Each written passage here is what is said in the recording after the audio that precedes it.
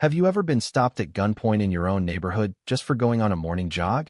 What if the smiling HOA president who preached community harmony was secretly siphoning thousands into her family's fake landscaping company? And how sweet is it when the quiet veteran wife everyone wrote off finally turns the tables and makes the entire suburban dictatorship crumble in spectacular fashion? We moved to Willow Creek Estates because Riley wanted the kind of quiet that only existed in glossy brochures after her last tour. Just peace. A backyard garden instead of sandbags. Tomatoes instead of targets. Me? I needed fiber internet and a basement office where the only drama came from buggy code. The welcome packet promised utopia, tree-lined streets, smiling neighbors, monthly potlucks. What it delivered was 4 matte black golf carts labeled Willow Watch Division, parked like they were guarding Fort Knox on move-in day. Riley just stared. That unreadable calm she gets when something smells off. Later she'd tell me the tires were military grade. Then came Brenda Hargrove, HOA president for 8 glorious years and counting. She rolled up 23 minutes after our truck parked. Khaki vest dripping with enamel pins like she'd won the suburban Olympics. 3 clipboards under one arm. Smile wide enough to hide a lie. Welcome to our little slice of perfection. She cooed like we were joining her personal cult. Order. Respect. Shared values. That's what keeps Willow Creek safe. I'm available 24/7 for any concerns. Riley nodded politely. I flipped open the rulebook she shoved at me. Grass must never exceed 2.75 inches. No outdoor clotheslines. No activity that appears intimidating. I actually asked what that meant. Brenda's smile never reached her eyes. You'll know it when you see it. Dear Riley, the woman who'd once cleared a room in under 4 seconds in Fallujah, thanked her like she'd just received a casserole recipe and went back to unpacking gear. Old habits die hard. She'd already mapped every sight line and exit before the movers left. Looking back, the red flags were screaming. Those golf carts doing lazy loops like sharks. Laminated emergency procedures on every lamppost. Volunteers with earpieces and tactical vests that looked bought off Amazon. But Riley wanted her garden. I wanted my server rack. We figured we could fly under the radar. Turns out we'd moved onto a battlefield wearing smiley face camouflage. The tension built slow at first, the way a storm does when the sky still looks blue. Brenda dropped friendly reminders about hedge height every other week. The cart slowed in front of our house just long enough for someone to jot notes. Riley brushed it off with that quiet veteran poise. Sipping tea on the porch like surveillance was just neighborhood decor. Then came day 8. Riley laced up at dawn, hoodie, earbuds. Nothing flashy. Quick loop, she said, kissing my cheek. Back before they write a rule about breathing too loud. I laughed. Went back to coding. 10 minutes later, our perimeter cam pinged. 2 carts blocked the street like a checkpoint. Riley stood perfectly still, hands relaxed, face calm. Facing her was Barry, Brenda's security chief, late 40s beer gut straining his vest. A pistol pointed straight at her chest. My coffee hit the floor. By the time I sprinted outside, 2 more watch clowns had arrived like backup dancers in a bad action flick. Barry was barking. ID. You're in a restricted zone. She's jogging. I yelled. Voice cracking. She lives here. Barry didn't lower the gun. She refused to comply. Looked suspicious. No resident badge visible. Clear violation of Section 4.2. Riley's voice stayed low and even. Sir, are you law enforcement? Barry puffed up. We're Willow Watch. That's higher than city cops in this neighborhood. Riley gave the tiniest smile. The one that always meant someone had just screwed up royally. Then I'm asking you once, for your own safety, to lower that weapon. He didn't. What happened next took 3 seconds flat. Blink. Gun clattered to the grass. Blink. Barry was face down on the pavement.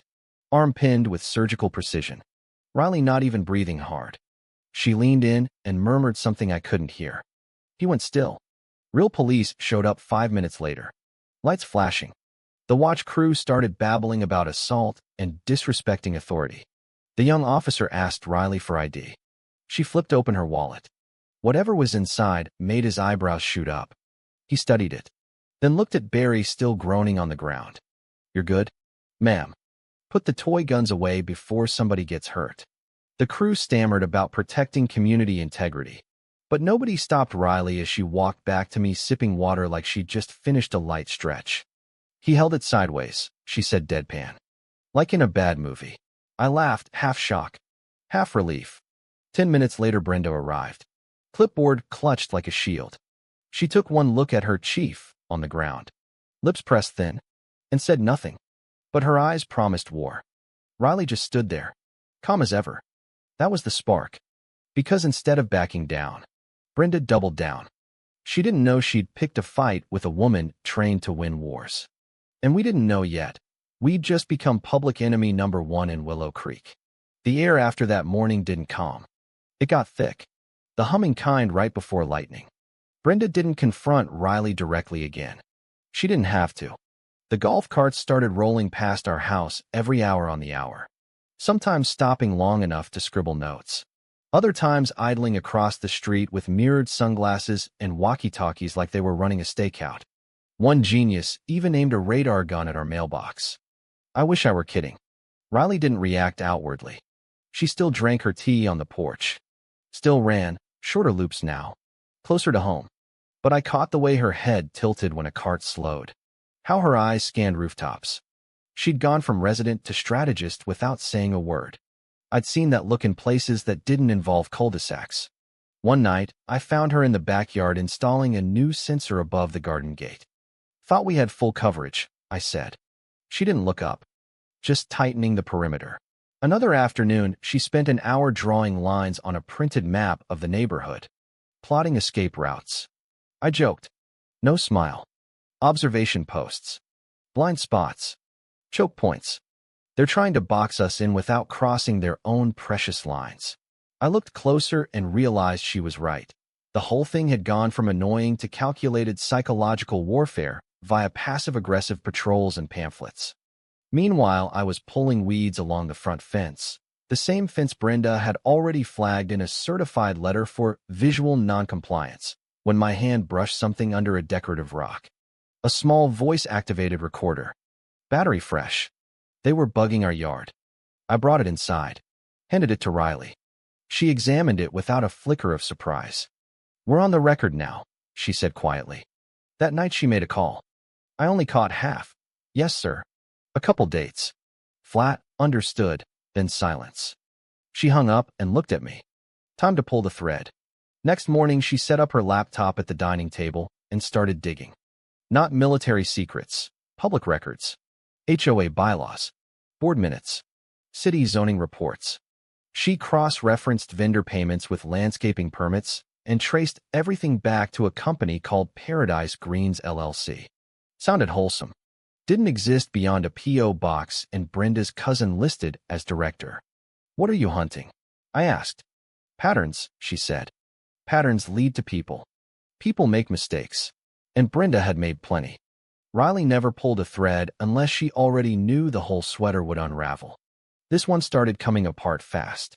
Paradise Greens had invoiced nearly $180,000 over 3 years for fountains, roads, community gardens. 2 fountains existed, both broken. Roads untouched for a decade.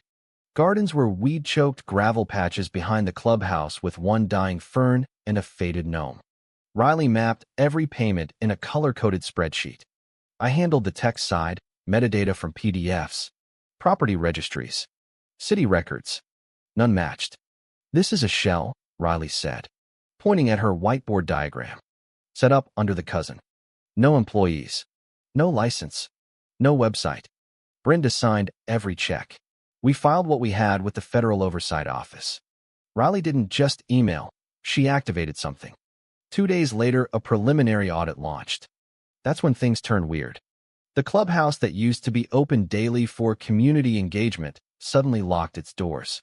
New sign, members only. Appointment required. Barry posted outside like a bouncer. Sunglasses on. Clipboard cradled like a baby. Brenda went radio silent. No flyers. No surprise inspections. The air got still. But stillness wasn't peace. It was the moment before the blast. Riley doubled down. She pulled our home security footage, matched it to expense reports. No trucks. No tools. No work on the days they claimed $12,000 for perimeter resodding.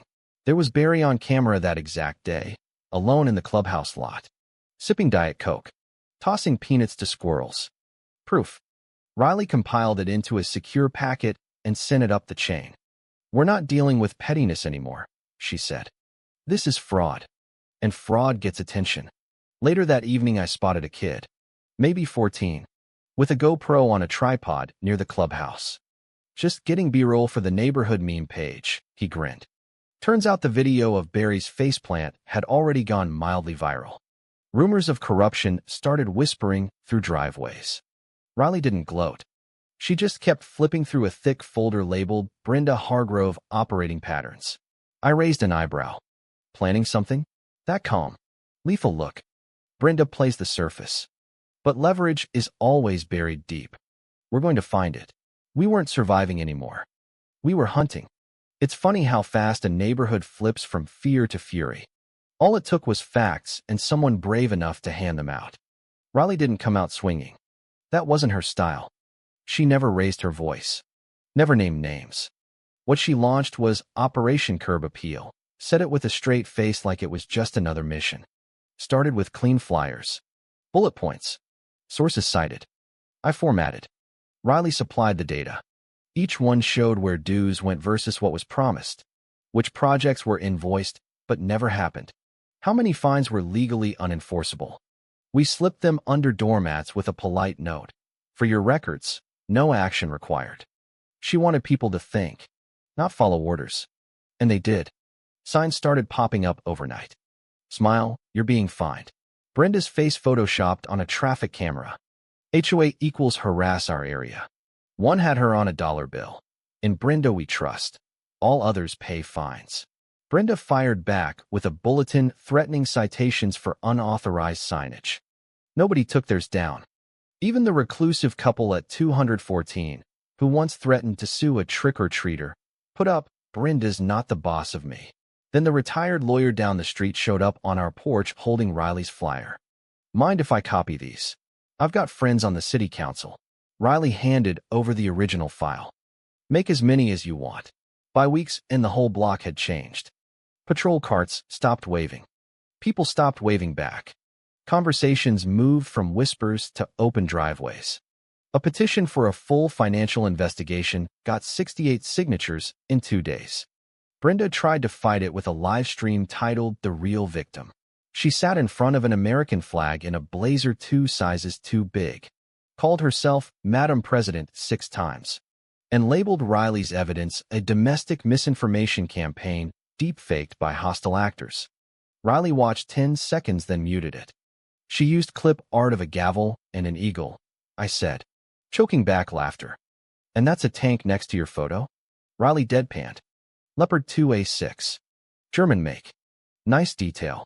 But beneath the clown show, Brenda was spiraling. She filed a restraining order claiming psychological warfare via posture. The judge tossed it in 10 minutes after asking if her organization ever had legal authority to detain anyone. The HOA patrols made one last pathetic stand, parked outside our house. Speed guns pointed at nothing. Riley caught one crouching behind our honeysuckle with binoculars. Walked out. Handed him a bottle of water. "You've been here 43 minutes. Hydrate." He took it and slunk away. Next day, Riley made another quiet call. "We're triggering federal jurisdiction. No more games." The response was a hand-delivered cease and desist from a federal agency. Brenda stood frozen on her porch a full minute before stumbling inside, like the envelope was ticking. The clubhouse closed. Golf carts vanished. For 48 hours, Willow Creek breathed easy. Then came the final act. Brenda showed up in court representing herself. Slideshow ready. One slide showed Riley jogging with a fake balaclava. Another graph claimed rise of dissident gardening. The judge didn't hide his irritation. "Ms. Hargrove, you have failed to show any legal authority for the powers you claimed. Impersonating law enforcement and misusing funds constitutes misconduct." He barred her from any neighborhood leadership for 10 years, ordered restitution, and referred the case to the state attorney. Riley didn't smile when we heard. She just nodded once, folded the file, and said mission complete, for now. After the ruling Willow Creek felt lighter. Kids rode bikes again. Porch lights stayed on past 9 without citations. Neighbors waved without looking over their shoulders. The fog of paranoia lifted and normal settled back in. Riley returned to her morning jogs, same hoodie, same steady pace. No carts followed. No fake badges demanded. She was just a woman running because she wanted to. We got zucchini from 3 different neighbors in 1 week. I got invited to poker night. Riley started tending the garden again, humming softly while elbow-deep in mulch. One evening, we hosted a quiet backyard dinner with the folks who'd stood up during the chaos. Someone brought a cake that read, Neighborhood Hero, 0 fines since 2024, in red icing. Riley raised an eyebrow but kept the sign. I thought that was the end. Then the black SUV pulled up clean and quiet. No plates. Just official. A man in a tailored suit stepped out. Envelope in hand. Riley met him halfway. Silent nods. Like old colleagues. He handed it over. She scanned it under the porch light. I watched from inside. Heart steady. She stepped back, and a minute later. Calm as always. That night, I found her note on my desk. Brenda was just the warm-up. This is the mission. At dawn, she packed light and walked toward the SUV without looking back. The new HOA president is Tom. Retired mailman. His first act was Sharpie one rule on the clubhouse board. Don't be a jerk. It's working so far. As for me, I still check the porch cam out of habit. Because somewhere out there another Karen is writing her own story, and Riley's already halfway through the next chapter. In the end, the real lesson isn't about winning against petty tyrants with clipboards. It's that silence and facts beat screaming every time. Most Karens collapse when you stop playing their game and start playing the truth. Stay calm, stay smart, and watch the empire crumble.